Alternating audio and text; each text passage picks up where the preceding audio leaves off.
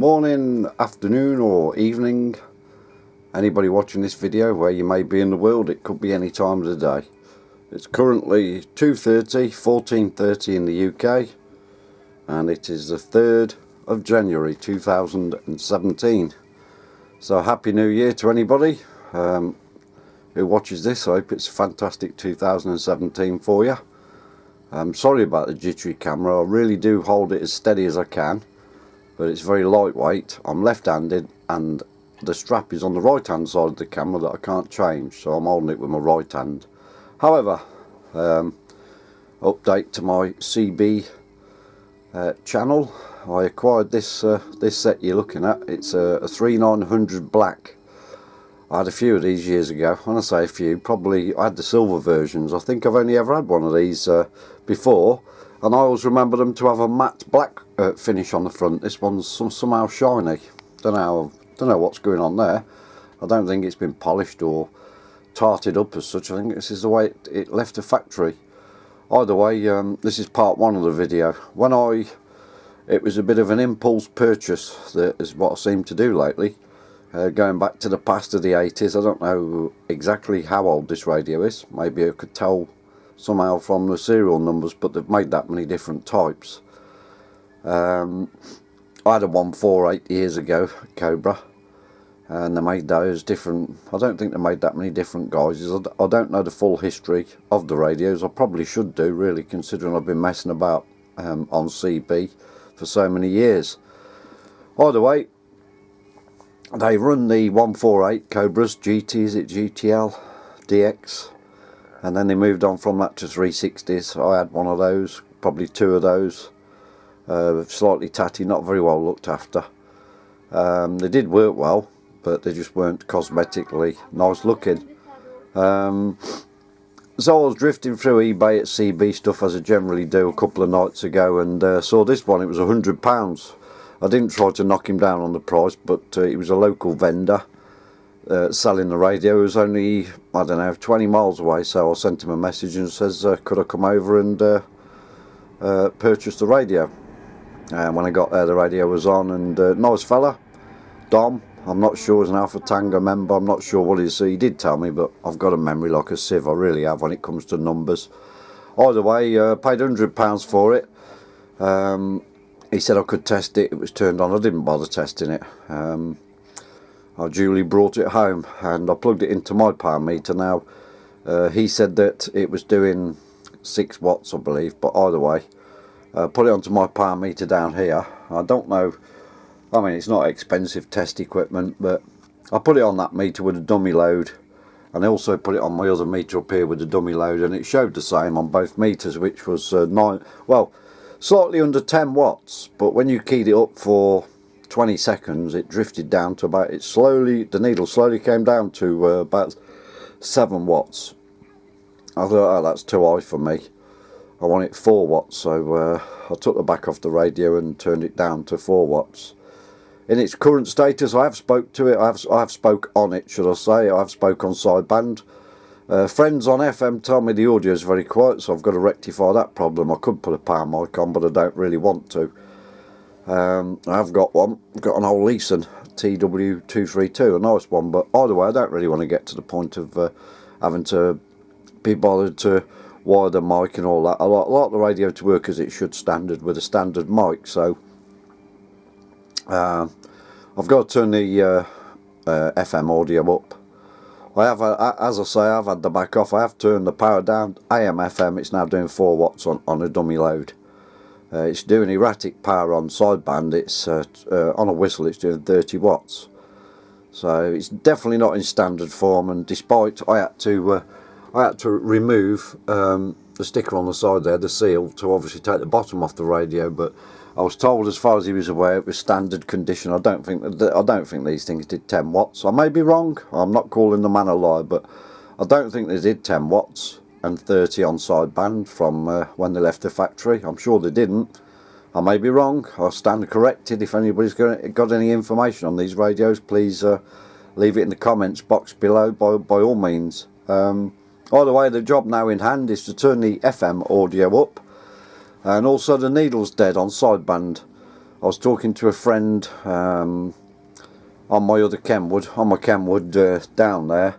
He was at the Burton Dassets, and he was giving me a good 10 dB.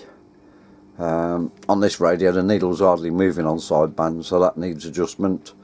It's not too bad on the FM mode. I will turn it on. This is part 1. I shall put it on part 2 hopefully when I've got it all sorted to my liking. When people tell me the audio's not, you know, loud enough for a standard microphone. When the needle's working, nobody's on at the moment. It's what day is it? It's first day that people are going back to work after the Christmas break, so it's Tuesday today, as I say, the 3rd of January 2017. So it's pretty flat, but I'm off work this Wednesday, which is very unusual. My day's break is Wednesday, Tuesday and Thursday this week, so I will be able to join the midweek net, which I haven't been able to do before. I've heard people talk about it, so I do plan before then. Later this afternoon, all being well, I'll get the radio rectified, get the audio turned up on FM, get the meter turned up on sideband, and then hopefully part 2 of this video will be tomorrow. I shall filter through the modes. Sometimes there's networks on AM, sometimes on FM, and sometimes on sideband, so I'll try and find out in advance where people are going to be, the Charlie Tango members, etc., where they're going to be doing their bit of DXing. Let's hope the weather holds up for them, because I think I did speak to Andy, can't remember his call sign, I'm terrible, I'll have to start writing stuff down. Sid was out there as well. I put a call out for him on New Year's Day. I made a trip, he could hear me, but unfortunately I couldn't hear him. But because the weather was so bad and diverse with wind and rain, he only used his car antenna instead of putting his normal setup up, so that's why I couldn't hear Sid, because I'm sure I would have heard him. So there will be a part 2 to follow if I'm successful. I don't really want to have to send this radio away to get it realigned, because if I send it to Cornwall it's very expensive postage. I think the last time I sent one there it cost me something like 25 quid in postage, and then you've got to pay for the realignment and all that, and then you're looking at an expensive radio. So as I say, it's got the normal quirks of a 3900. I did say to my friend that I'll buy one in the future. I've got a biased opinion on these radios. They're very, very unstable on sideband. When you're talking and it warms up, they're okay. And if you're on a network with a few people where you stand in silent for a couple of minutes, it cools down, and then as soon as you key up, you're low on frequency as it's cooled down. So that's one of the quirky faults of the radio, these 3900s. I don't think the older stuff did that. I mean, this is not new by any standards. It could be 15, 20 years old, 15 years old possibly. But the old Cobras and such like, I don't think they were that bad at that sort of stuff in the 360s. Whilst the modern Chinese radios, people have got doubts as to their longevity, whether they'll still be going in 15 years. But I can say this much, of all the modern radios that I have bought, and I have bought quite a few, 7900 CRT, very stable on frequency, very good radio. I sold it, but it worked very well. A friend of mine, Andy's got it. I can hear him very well on it, and he's happy with it. Works fine. What else did I have? I've had quite a few modern radios. Either way, I've had a Grant 2, that was stable. So your modern generation of radios tend to be stable on frequency on sideband, whereas these 3900s are quite notorious for drifting. This is not as bad as some of the ones I've had. I've had ones in the past where you've the silver fronted ones where you've been on a frequency, and it's actually, while it's warm, it's going up and down, and people go, oh, you keep moving frequency, but of course you don't. It's the radio. I don't think this is it. Well, I'm not sure. I haven't given it enough of a test yet on sideband to confirm whether that's true or not with this radio. But either way, it's got a bit of a character. It reminds you of the old 148s, even though the front of this one's black and not silver. It's got a bit of charm to it, so for that reason, that's the reason I bought it. If it was your only radio, yes, you would make contact. If the if the skip was coming in your direction, you would make contacts. Along the way, when you sat there on 555, people probably, when you keyed up, would say, oh, you're off frequency, you're low, or what have you.